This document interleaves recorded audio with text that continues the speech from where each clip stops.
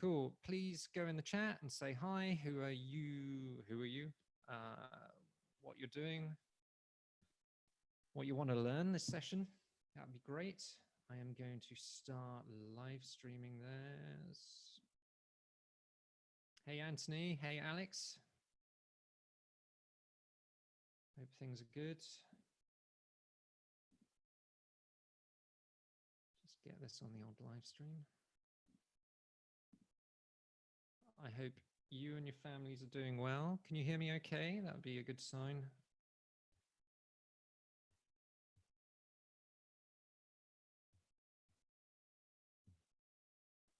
All right, let's have a look. Whoa, loads of people. Ho, ho, ho. Yes, Lisa. I can max it out. Right. So let's have a little shout out, little call. So we have Tony Redfern, Will Paul. I want to see your full names. How can I see your full names? Rick Monroe, Lisa. Yes, lots of people. Freddie Fries, Neha, that's Tom Schneider. It's nice getting your name read out, isn't it?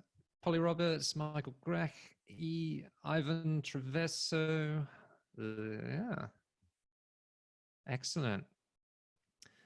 Selena Cartledge, Martin Jewis, George Wardell, Don Pelton. No worries. This is being recorded, and Neha, I try. I make so many mistakes when I say people's names. So I hope everyone's well. Good point, Sam. I hope your families are well, and if anyone can kind of reach out to anyone that they feel like isn't doing well, I please command you to do that. And I hope that's everything's being well. Right, I've stalled enough. Let's get the mural board going. So, as far as I can see, everything's locked down. And I'm going to copy the link now that 49 people are in, and the board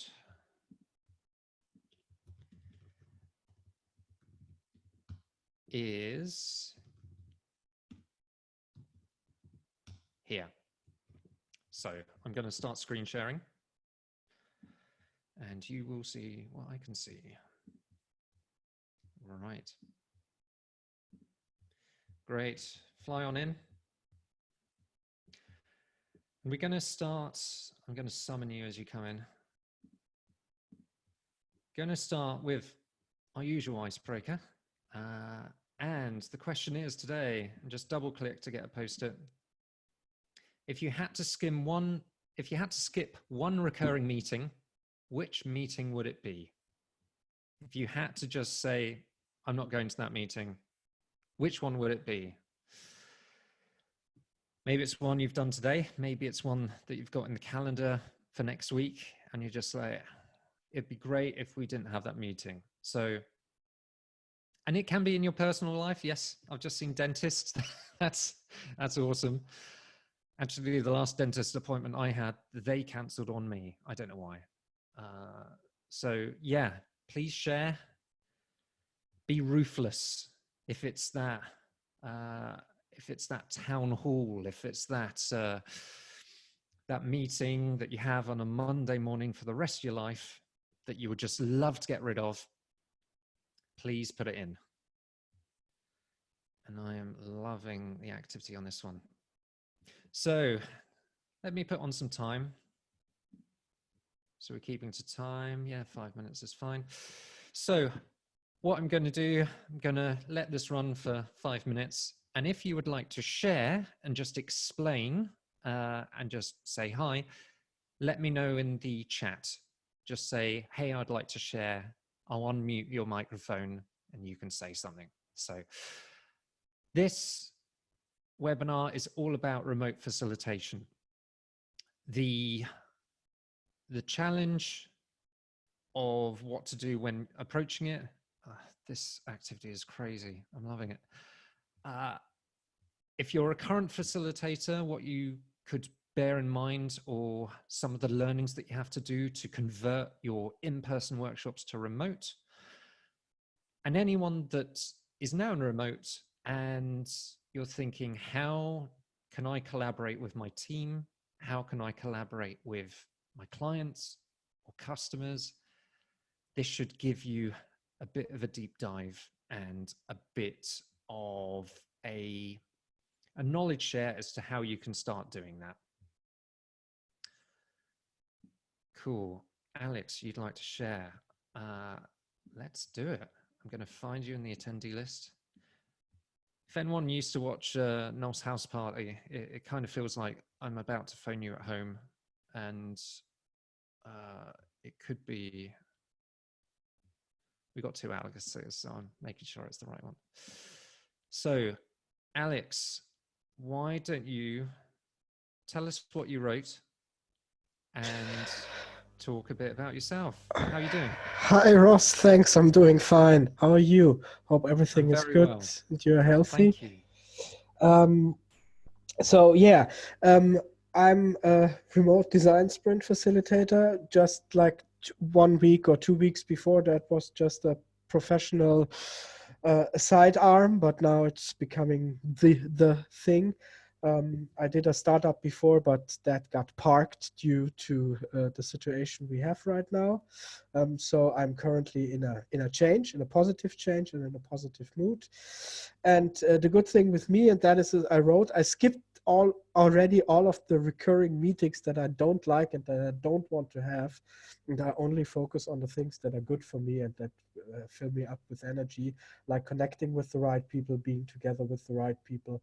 And that is one of the freedoms I like being a freelancer, just that you can skip those kind of things that take away energy from you.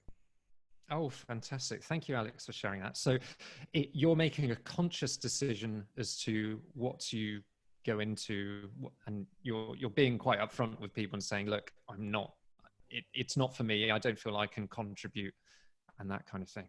That's Yes. Awesome. Try to be friendly, of course, with that, but that's exactly it. Awesome. Thank you so much, Alex. I hope you're well and your family are, and have a good rest of the day. Thank you for contributing.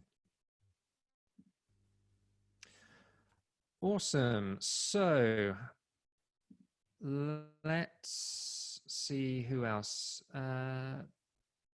Bettina has put her hand up. I'm assuming you want to share. I'm going to allow you to talk anyway, and I'm sure I have not said your name right. So if the hand up's to share, then go for it. If it was just a casual wave, then that's fine.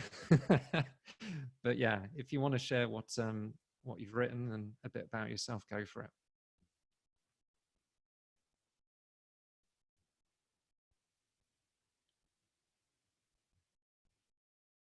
Okay, 1 minute left. Get all those in.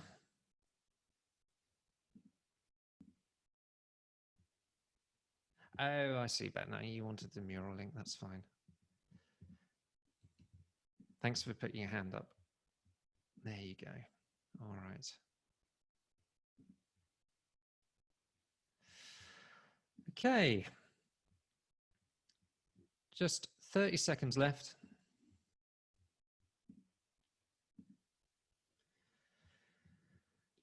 I've never had so many people in. I saw Douglas Ferguson had a workshop, I think it was yesterday, and he had over 100 people in it, I believe. That was crazy. So good, though. Great to see that people are trying new things and they're giving things a go, especially when we're all more separate than we used to be. There are still ways to interact and get people going. Okay, let me just check the chat.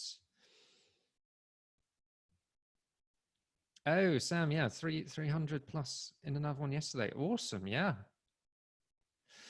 Yeah, people are more interested in remote workshops, totally. I think The reason is because there's no real alternative right now. And I think people need to learn. I'll go into some of the tools and the principles and things. And I hope, yeah, Sam, like you say, the abundance of free workshop is nice right now. Yes. I'll explain what the remote sprint chapter is all about as well. Hopefully that will set the scene a little. So if you had to skip one recurring meeting, which meeting would you skip? So people are saying whole staff meeting once a month. Boom.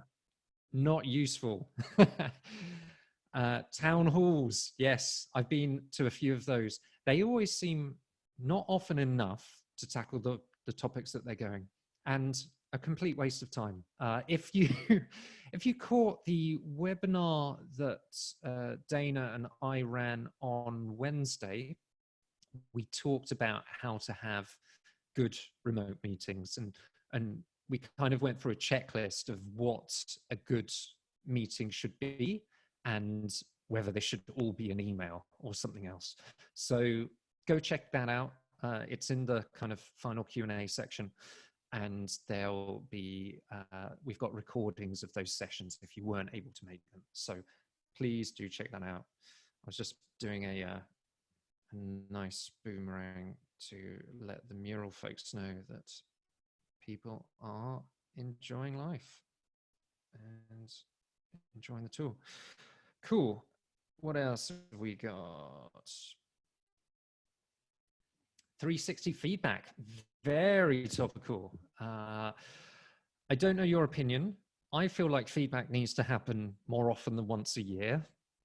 It's advantageous to have these feedback loops and keep on going. And thank you anyone who's adding the icons. I swear someone was doing this on Wednesday, so please let me know who it is, because I kind of want to celebrate you and get people to know what's going on. Daily stand-ups and daily meetings. I would like to know what's happening in those. Maybe put in the chat or the Q&A. For some teams, you do need interaction.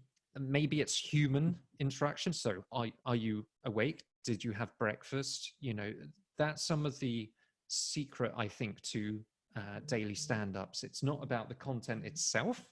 It's more about a ceremony to ensure that people are present, whether they have any problems, and that thing is always in. But yeah, maybe they can be disruptive, and maybe they're not serving the purpose of why they were spun up. You shouldn't just have a meeting because it feels like the thing to do.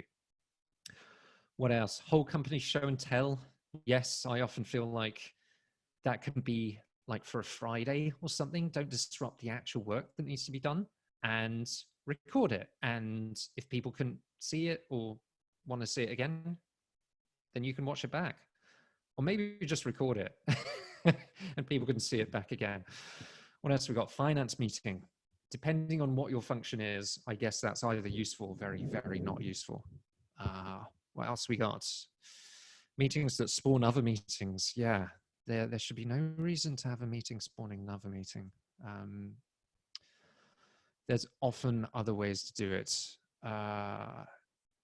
Feedback should be constant. Yes, I agree, Alex. Formal and informal. Oh, Sam's adding the icons. Awesome. But you got bored, so let's move on. Great. Okay. Thank you, everyone.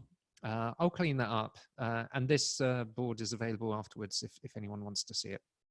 So I'm going to summon you here. Okay. So what is this and why are you here? So we run a frequent remote sprint chapter. What is that all about? Well, the sprint is the part of what Google have been working on over the last few years about how to solve problems, how to get people working together, and how to get outcomes fast. And what they would do is prepare a sprint kit, which you can go and find on the internet, but also they start to run annual events. The Google Sprint Conference, it's been running for last 3 or 4 years.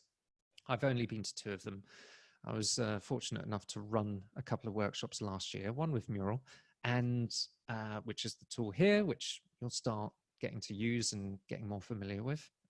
And what the chapters were kind of spun up to do was either help support existing meetups, of which this was one, but also extend that kind of support and grow a community around running design sprints, preparing people to help run their first one, and kind of spread this awareness and any resources that come out that people can get extra help with, extra guidance with, and just have this community of what can be quite a daunting thing to start with, a new way of working, whether you're a facilitator or a team.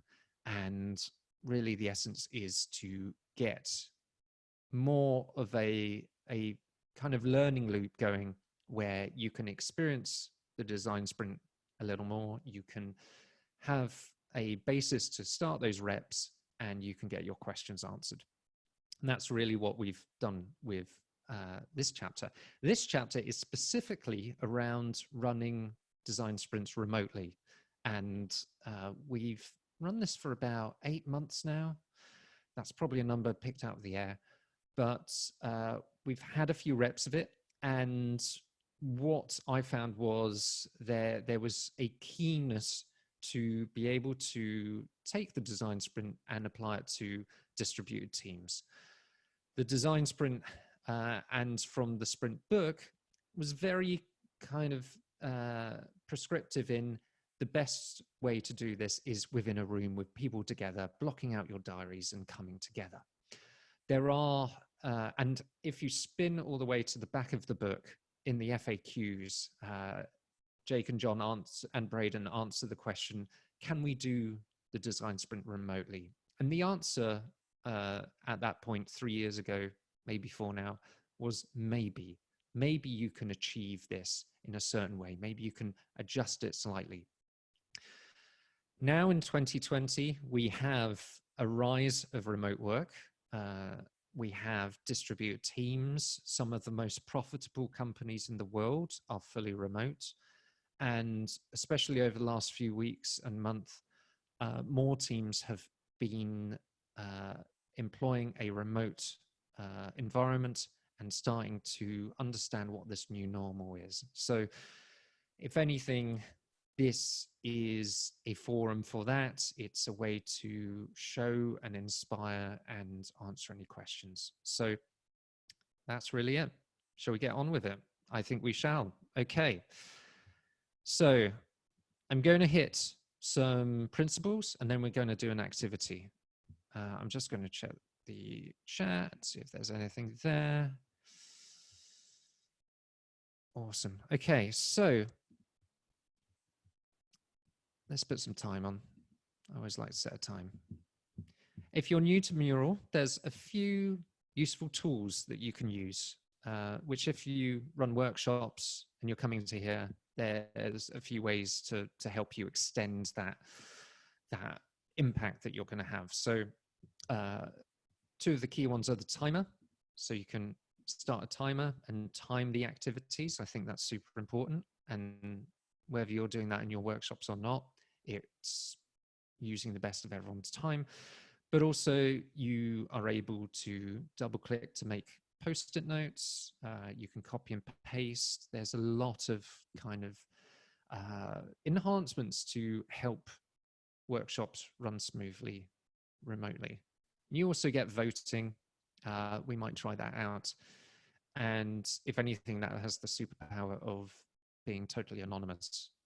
You're not knowing who is voting on what. So there's a few power-ups that I like to call them.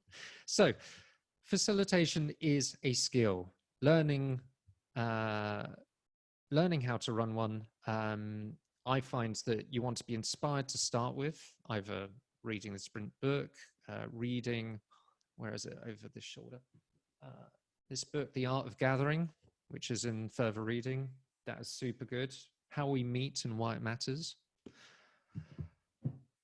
You want to practice. None of us are born with these skills. You want to get feedback and create those feedback loops, and then you want to improve.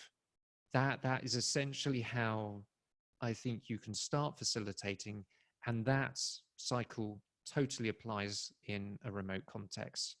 You want to be inspired. How can I do this? What can I see? You might see this webinar, you might see another article, or read a book, or see a video, and there's plenty out there. You might say, how can I start doing this? So the trick is just to get started, whether it's your internal team, whether it's with a real project, a real client engagement, or a real feature that your company's working on. You want to get feedback, what worked well, what didn't work well, how did people find that? And that gives you the learnings to then apply and improve.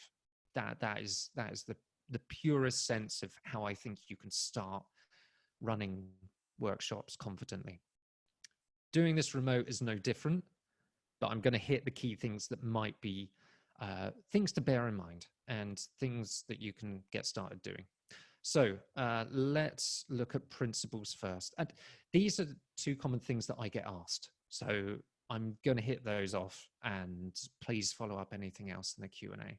So in terms of principles, I think that there's a lot of similarities, but a few things that I think are key in a remote context. So I think I can't explain why, but preparation in remote is super important. In an in-person workshop, you would start by going into a room, there'd be nothing on the walls, and you go, okay, let's start this activity. Let's work out what we want to achieve.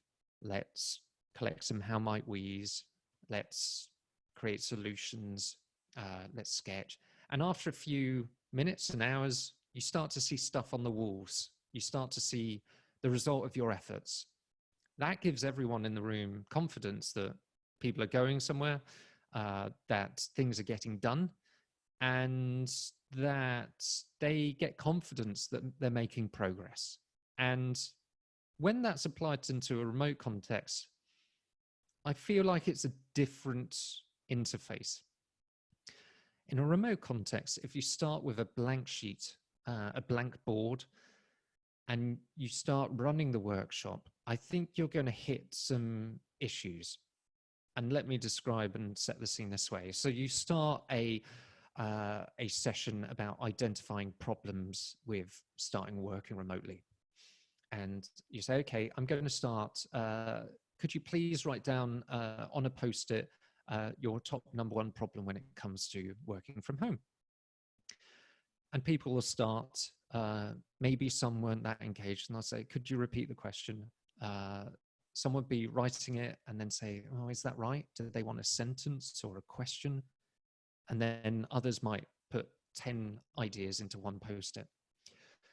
And so you need to, I think, provide a structure and more of a template so that people know that they can fill it in correctly.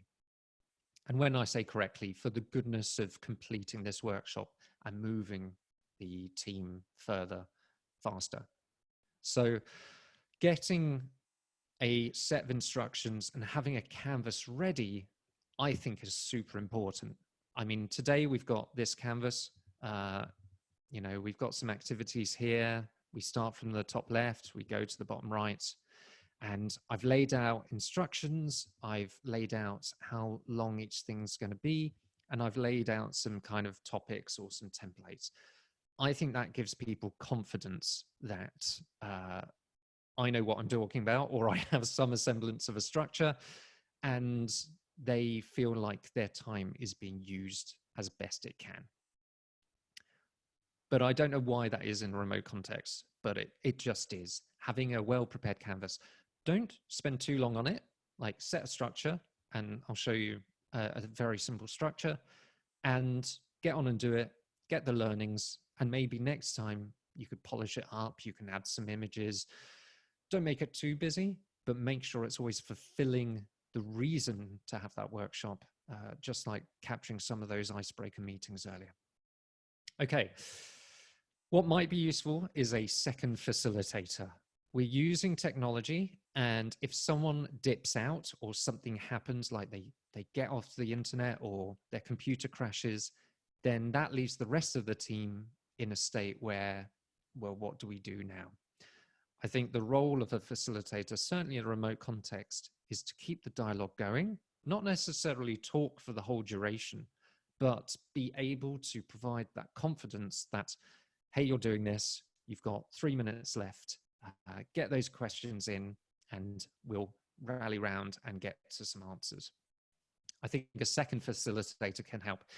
And I've seen this either in the webinars that I've watched, the ones from Mural are fantastic, that someone's doing the leading and the guiding, and maybe the second person is either preparing the next thing or checking the video and making sure that people are in front of their screen and they're engaged.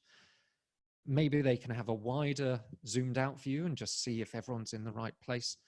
I think it's super useful, and I would encourage anyone that might be running their first remote sprints to try and find a second facilitator. I also think onboarding is important, and it takes this point about being at ease with the tools. It's not just you as a facilitator, it's everyone else.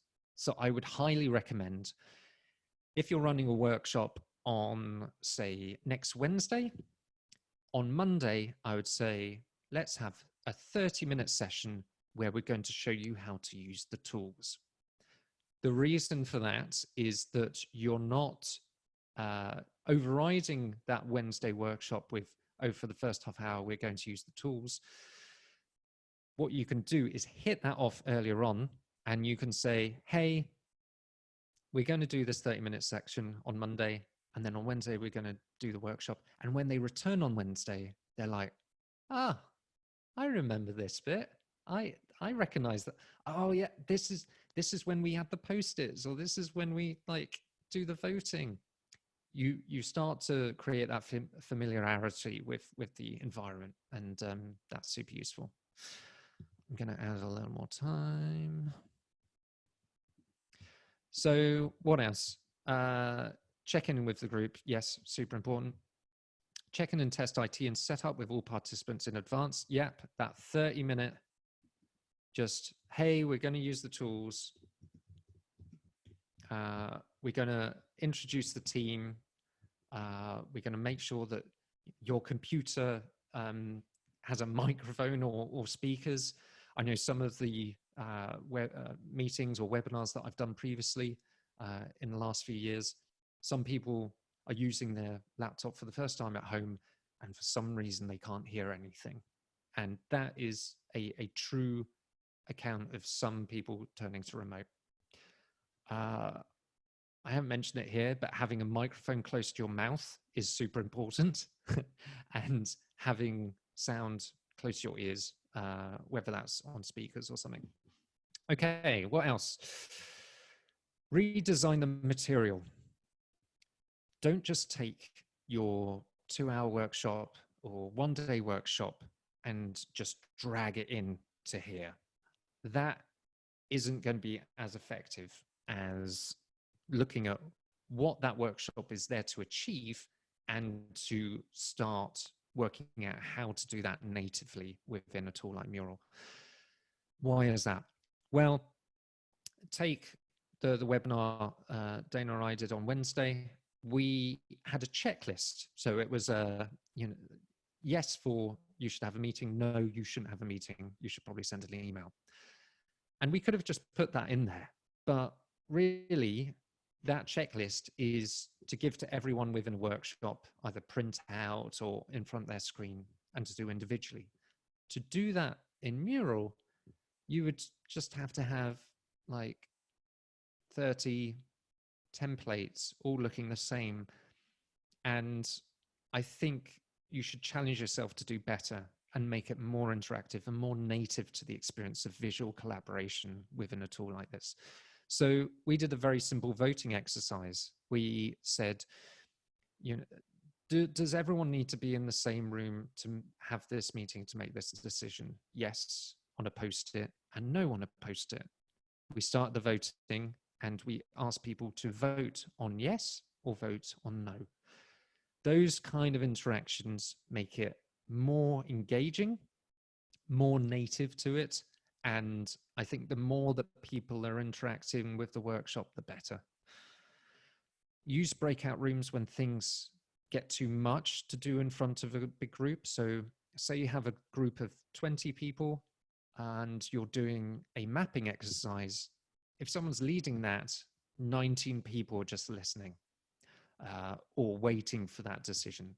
I would break groups down and create smaller groups, have a facilitator leading each one, and then once you're done with that breakout room, come back and present. Facilitation still required. You still have to. The difference in doing this remote is in person. I hear a lot of facilitators are feeding off the energy in the room. They can see the body language and they react to it. You can do that remotely. You can see people. You pretty clearly. Some webcams are HD and you can quite clearly see people. But you can also engage in activities, just like we did in the icebreaker earlier. Who would like to speak up? Who would like to share? And you can enforce some of those kind of rules to help people engage, help people be part of it, because essentially you're trying to get good collaboration. Tony Redfern asks, how do you create breakout rooms? So in Zoom, you need to enable it in settings. It's not enabled on day one, and it's part of the Pro user package on that.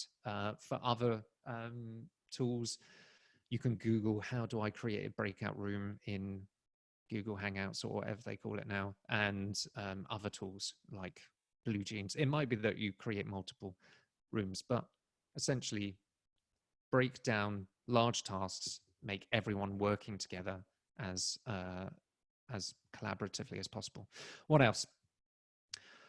Engagement. Everyone asks me about how do we know people are engaged, and more often than not, you don't on the first minute of your workshop. What you need to do is encourage activities to help you prove that engagement. So create an icebreaker and get people to read out what they've written. Have activities where you can see that people are interacting and they are contributing. Say you have an activity where each person needs to create 3 ideas. Create a framework so you have person's name and space for their 3 ideas. If they're not putting those ideas in, then you're saying, hey, Jennifer, are you okay? Do you want some help? Do you want some extra time? Have the onboarding before the workshop and feedback loops. Like just before a break, have how are people going? Anything anyone wants to share? Those kind of feedback loops are super important. What else? Human check-ins. Probably the most interesting element of a remote workshop is that I believe you're getting a little more human with how you work. Share more about yourself. One of the energizers that I've seen being used recently is whether you're just about to break for lunch or you come back from lunch or somewhere in the mid-afternoon, you need a fun energizer just to kind of get everyone getting that dose of energy back. And one of the ones that I've seen going around on Twitter is everyone takes a photo of their socks. What's really useful about that is, first, as a team lead, you're making sure that people are dressed for the day, but also it just adds a bit of fun. It also enables people to grab a phone or a camera and drag it in to the board. It's just another method to stir things up, get people engaged and provide a bit of fun. And make sure people are video enabled. That's how you're going to see that they're in front of their computer. That's really useful. If you see their hands like this, it often means that they're typing. And if your workshop isn't about typing right now, then they're probably doing something else. So bear that in mind. I'm going to quickly whiz through tools because I don't want to go over. But the ones in bold are the ones that I tend to use. Visual collaboration, something like Mural. Yes, I've seen Figma used for design sessions. I've actually seen entire sprints created in Figma. So if that's a current tool that you use and you want to make sure that you're using tools that people are familiar with, or maybe directly you're turning the sketching into prototypes quite quickly, maybe use Figma. Another tool like Mural is called Miro, and any kind of visual collaboration tool is super important. What else? I think you need Zoom or some kind of stable video conferencing software. That is because you need to see people, and for those kind of two essential parts of a remote workshop, a visual communication tool like Zoom and a visual collaboration place like Mural, those are the two key things. This is what we're running our webinar off. So I use Zoom because it's stable. They don't pay me to say that. And I use Mural because I've had most reps in it and their team are super amazing, and they don't pay me to say that either. There's a few other tools that I use as well. So for documentation, obviously you can use Mural as a documentation place, but for like next steps and backlogs, I tend to use Trello. That's a very simple place to just put in your elements and say, okay, who's that assigned to? What are people doing next? And then you can use a tool like Basecamp. You can use a Google Doc. What else? For short form messaging, I find these are useful for checking in around the workshop, or I'm going to send you a link, or could everyone just, check that out, or, here's a link to this document over here. I find something like Slack is super useful. And yes, whoever put that in, please use threads. Slack can get very noisy very quickly. But you can also use tools like Microsoft Teams. Twist I have heard being used. I think that's a tool that you can start these short form messaging in. But people obsess about the tools, and really they should be enablers. So just get starting using them, and you'll quickly find out the constraints of them. You'll find that the free version of Zoom finishes after 45 minutes, and you'll start getting more comfortable the more times that you use them. Asana, again, good for documentation, Rike, all those kind of things. Right, I'm going to stop talking now. We're going to go to the activity. So let's zoom out. How's everyone doing? I'm going to check out the chat and just see how people are doing. So let's give you some scene settings. So I found on the previous webinar that people were trying to understand how they could start creating a remote workshop. And I think to do that in a very simple sense, I started putting out these dots. And you might find it looks very similar to this webinar, because of course this webinar is an hour long, and here's a template to do a simple 1 hour workshop plan. So let me describe what it looks like, and maybe you could start using it yourself and start interacting and start creating. So this is what I look at. I look at, what have we got? We've got an hour, we've got 2 hours. You might start making this and say, oh, actually we need longer on these things, so you could extend it. But essentially we're time boxing. So start with an icebreaker or something. And that can set the scene, that can kind of bring people together. And let me just summon you. And you can start working out, get to the human of people, but also understand kind of what we're all here to do, who's involved in the workshop, and what you can learn about each other. Then you could start looking at, what do you want to achieve? What's the ambition of this workshop? What do you need to achieve to move things forward? So what's the goal? What do you need to kind of get going? You may have a good idea of what that goal is. You may not. I would encourage you to try and have an idea for that goal. I mean, you're requesting time from people to come to your workshop, but either explain it or start collecting.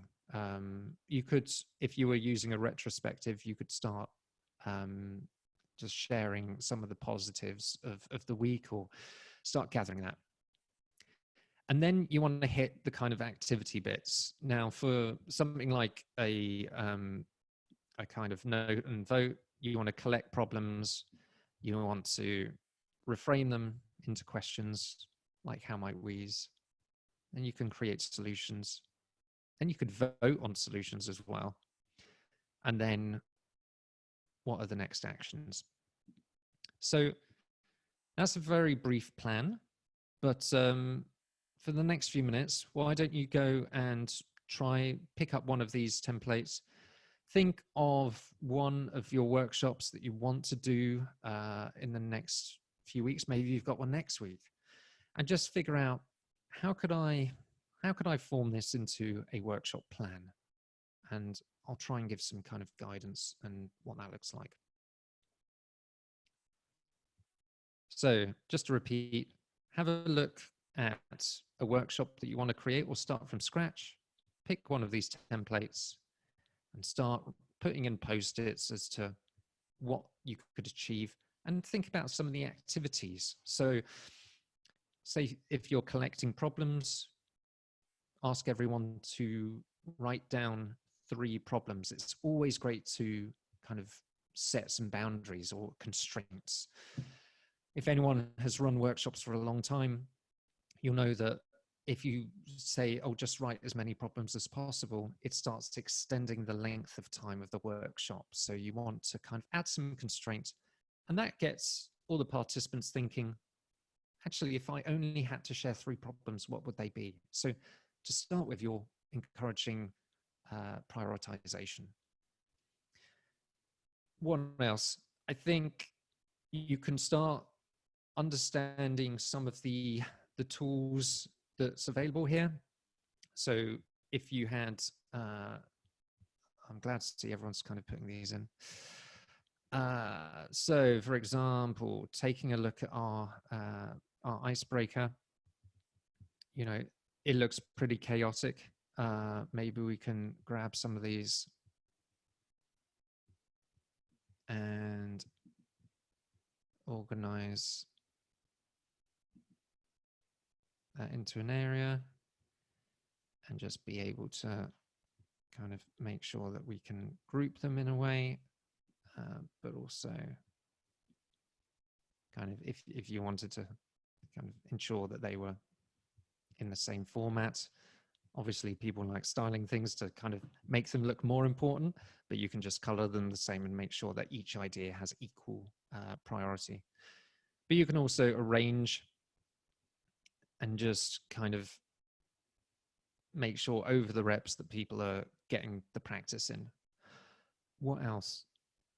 Yeah, final thing before I go into the chat and answer some questions. I find that that voting is really important for kind of getting to a priority and deciding. But some of the questions I get is, oh, is there a template available for this? Can I just start with a template? My answer to that is, yes, there are templates, but I find that the best way to start is to start from scratch. And why do I say that? When you start from scratch, you're owning the material. You know why you've put this thing in for 5 minutes. You know why there's this 15-minute activity. You know why you're affinity diagramming and doing effort impact scale and creating user stories, because you started from scratch. If you start from scratch and do your first workshop and get feedback, you're also getting a learning loop. So you can improve that template. And with a board, you can use it a few times and then create it as a template. And then you can start creating from template. It's always the same to start with. I wholly recommend that you start from scratch, because the learning is greater. And actually over time, it can be something that people can be proud came from your team.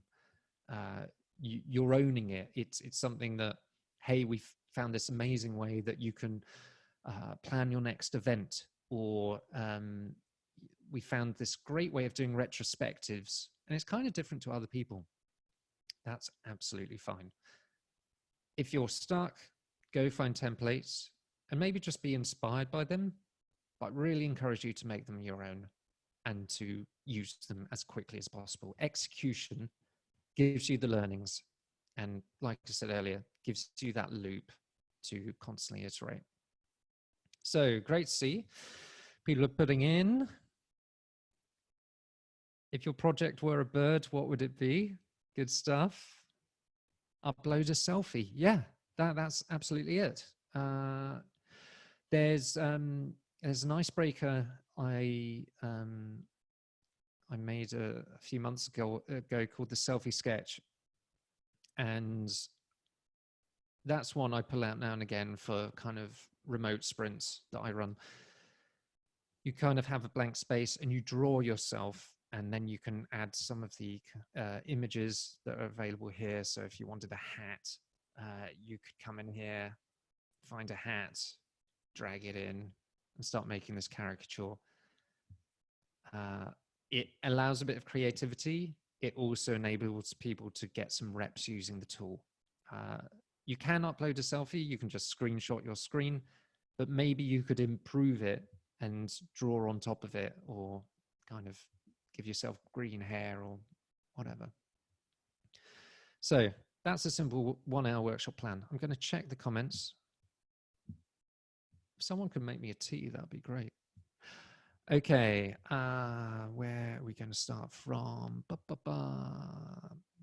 Okay, can I as a, right, Anna person asks, can I as a facilitator chat with the breakout rooms?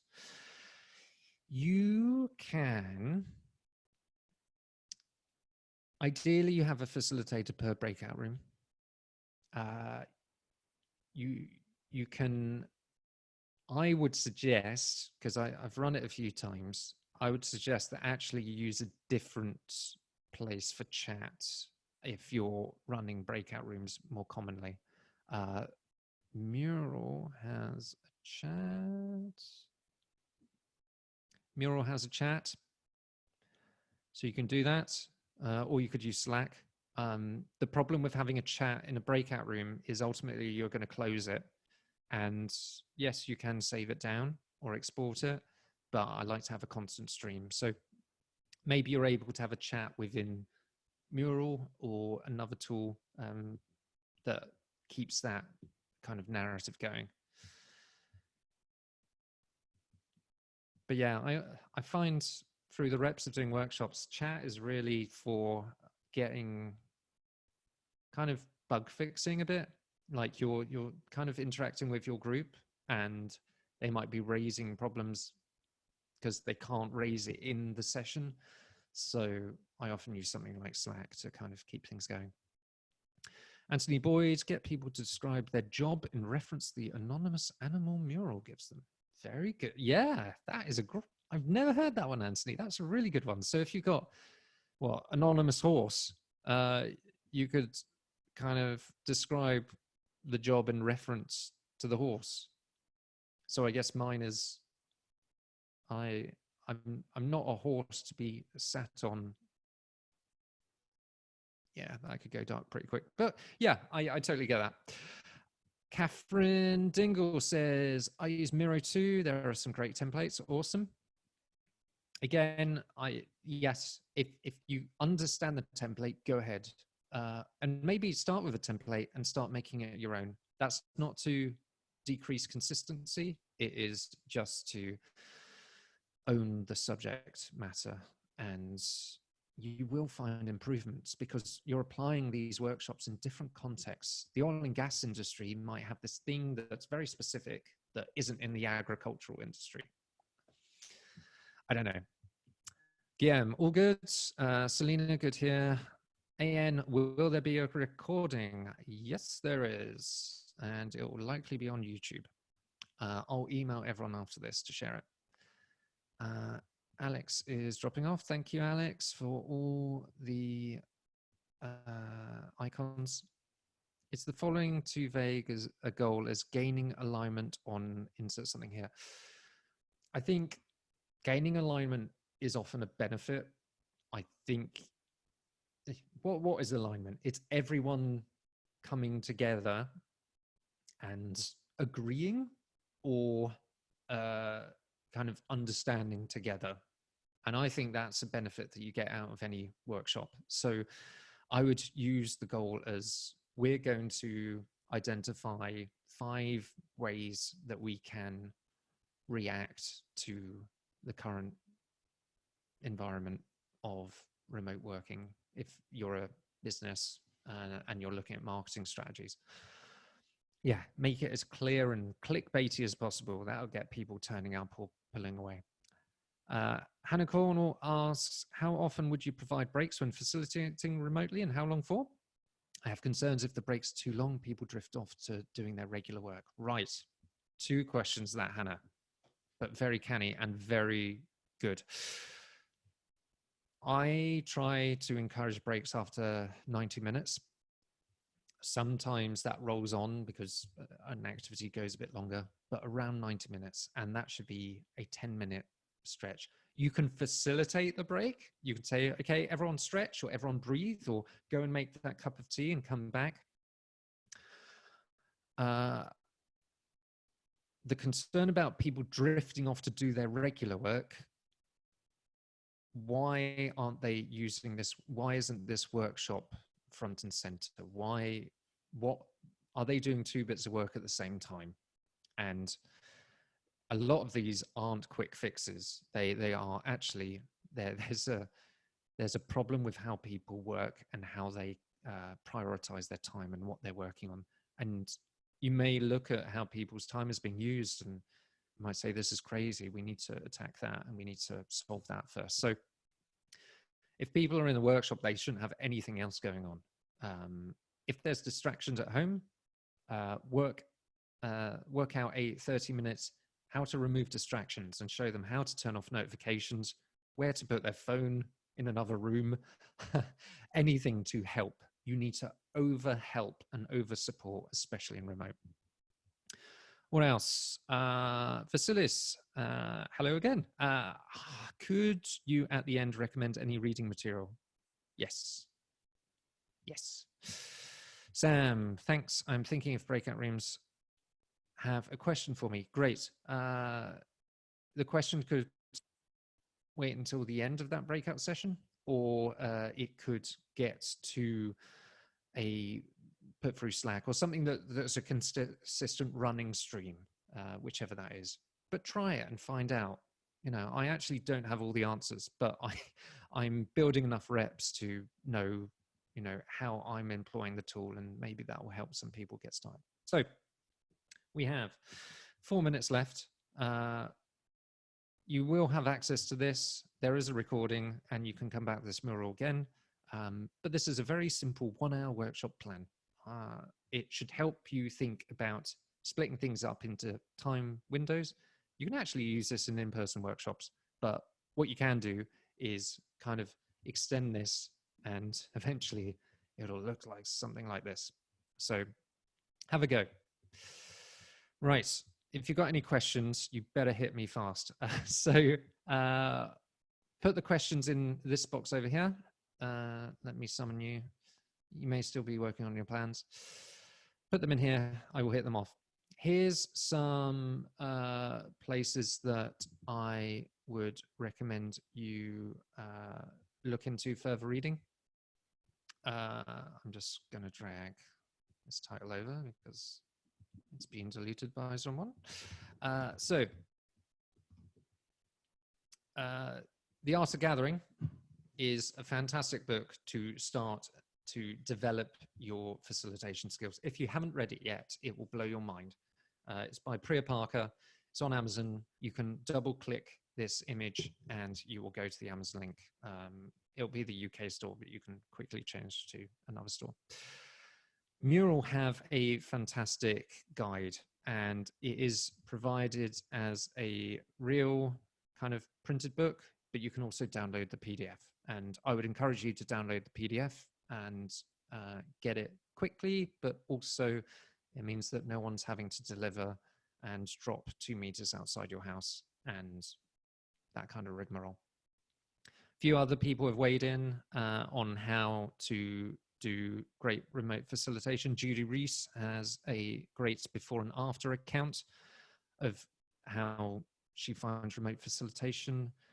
There's another article by Taylor Vanden Hoek on how to facilitate, and one on the Miro blog about 10 things about remote facilitation we wish we knew sooner. So, time for questions. And I'm going to hit these off. And I will go in the Q&A as well. And I'll go as quickly as I can. But please do follow up with me after. If you want to find me, you can go to the LinkedIn group. That's been newly created. We've got over 100 people talking about remote sprints in there. There's a Facebook group, if you still use Facebook, and there's probably nearly 500 people in there now. And the meetup group will show different events coming up soon. And also my little website shows other future free webinars for the remote sprint chapter and associated things. So what do we have? Let's look at the chat. Cool. Share links to the articles. Yes, you just double click them. That's as simple as I can make it. Cool. Right. Where is the board link? Hopefully you got that. Tom Schneider, imagine you have a company now who is not used to remote working. Yes, I've talked to a lot over the last 7 days. And most of the people have never experienced real workshop design, even in real life. How do you assure that everyone starts at the same base, even with very different expectations and knowledge about the process? Tom, I believe in leadership. I think that you need to lead the process and provide a way forward, and people will listen and rally behind that. The best thing I can recommend you do is have regular opportunities to build up the reps. Have a morning video stand up, 2 minutes each person, what you did yesterday, what you're doing today, any problems. That will build up the reps of using something like Zoom as a video conversation, and microphones, and making sure that they're not in front of a window, and that's kind of giving them this kind of dark outline. Build up the reps. Also, overshare using the new tools. If you go straight into Mural and say, right, we're going to do a diagram, we're going to do a lean canvas. And first of all, people go, lean canvas, what's that? And then they'll go, what is this Mural thing? And, oh no, I've zoomed, and oh, I can't find anyone, and where is everyone? Split it up. Have a 30-minute getting to use Mural session. Watch a webinar. There are plenty out there. Mural do some, I do some, and build up that knowledge and those reps. People have different stages, and people have different learning journeys. So just be over helpful, repeat, be very patient with people. Bettina asks, how do you run a Crazy 8 session remotely? Very, very easily, you could do it on a piece of paper and take a photo of it. Or you can start using it with the native tools. There are other ways, you know, using an iPad and an Apple Pencil and things. If you want to do it simply and not get in the way of creativity, maybe do it on paper, take a photo of it, upload it. If you're voting on images though, Mural and other tools will only use that image upload. You can't vote in between the areas. So as a kind of helpful tip, you can create circles in terms of votes and go about it that way. Anonymous says, I often find people lose focus on the problem we are trying to solve. Do you have any tips on keeping people focused on the issue at stake? People have got to want to be on your workshop. Give them a choice to leave. give them an option, tell them what it's all about, what they can expect, any homework that they have to do, how long it's going to be, what the agenda is. Over prepare. If people aren't focusing on the problem, I wouldn't really blame the facilitation. I would look at their role and their purpose within the workshop and just give them the option. Wait till the next break and say, hey, I see you're not really engaging, or you seem a bit lost. Do you want to spend some time just reevaluating the content that we've just gone on? Yeah, I'd give them that option. Mind sharing the mural link again? Yeah, I can do that. All right, I'll do it afterwards. It's fine. I know people have to leave. I'm 2 minutes over. Right, everyone else, I will write a reply. So bookmark this mural link and I will put an answer next to it. Thank you, everyone. It's been super, super useful. And thank you so much to everyone for participating. It's been one of the most well-attended webinars we've done. Have a good rest of the day. Look after yourselves, look after everyone else. If you found this super useful, I'll send up a follow-up email with this recording and the board so you can share it and use it. And I hope you are all doing as best you can. And yeah, take care. Okay. Ross out.